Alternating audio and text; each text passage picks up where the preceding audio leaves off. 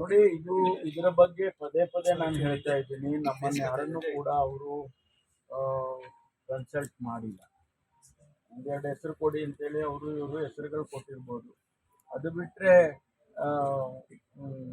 Individual ಆಗಿ ಕರೆದು ಲೀಡರ್ಗಳನ್ನ ಮಾತಾಡಿ ಅವ್ರನ್ನ ಜಿಲ್ಲೆಗೆ ಯಾರು ನಿಮ್ಮಲ್ಲಿ ಕೆಲಸ ಮಾಡಿದ್ದಾರೆ, ಜಿಲ್ಲಾವರು ಕೆಲಸ ಮಾಡಿರೋದು ನಮ್ಗಳಿಗೆ ಗೊತ್ತಿರುತ್ತೆ ವಿನಃ ಅವ್ರುಗಳಿಗೆ ಗೊತ್ತಿರೋದಿಲ್ಲ. ಅದು ಒಂದು. ಎರಡನೇದು,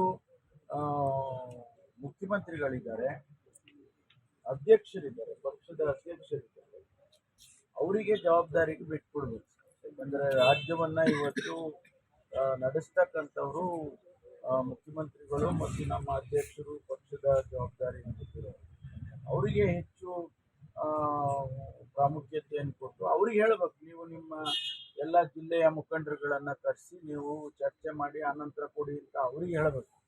ನೇರವಾಗಿ ನಮ್ಮ ಇವರು ಜನರಲ್ ಸೆಕ್ರೆಟರಿ ಅವರೇ ಮಾಡ್ತಾ ಇದ್ದಾರೆ. ಹಾಗಾಗಿ ಸ್ವಲ್ಪ ನಿಧಾನ ಆಗಿಲ್ಲ ಅಂತ ಹೇಳಬೇಕು. ನೀವು ಕೊಟ್ಟ ಹೆಸರುಗಳೇನಾದರೂ ಸರಿ ಇಲ್ಲಪ್ಪ, ನಾವೇನು ನಮ್ಮೇನು ಕೊಡಿ ಅಂತ ಹೇಳಿಲ್ಲ ಅಥವಾ ನಮ್ಮ ಜಿಲ್ಲಾ ಮಟ್ಟದಲ್ಲಿ ಗೊತ್ತಿರುತ್ತಲ್ಲ ಸರ್, ಯಾರು ಕೆಲಸ ಮಾಡೋರು ಗೊತ್ತಿದೆ ನನಗೆ, ಇಡೀ ರಾಜ್ಯದ ಗೊತ್ತಿದೆ.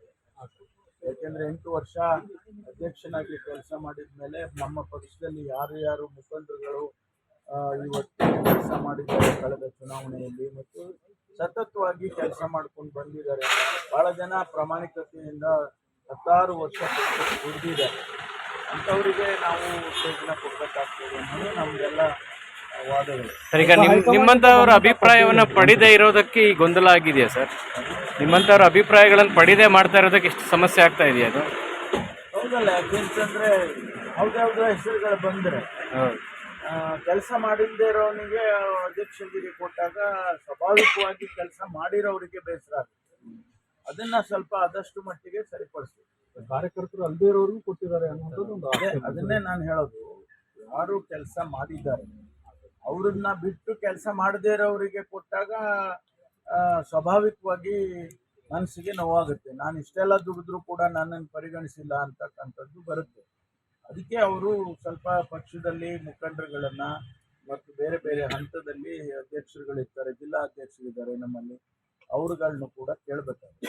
ಬೆಂಗಳೂರಿನಿಂದ ಮಂಗಳೂರುವರೆಗೆ, ಬೀದರ್ನಿಂದ ಚಾಮರಾಜನಗರದವರೆಗೆ ನಿಮ್ಮ ಸುದ್ದಿ ನಿಮ್ಮದೇ ಭಾಷೆಯಲ್ಲಿ.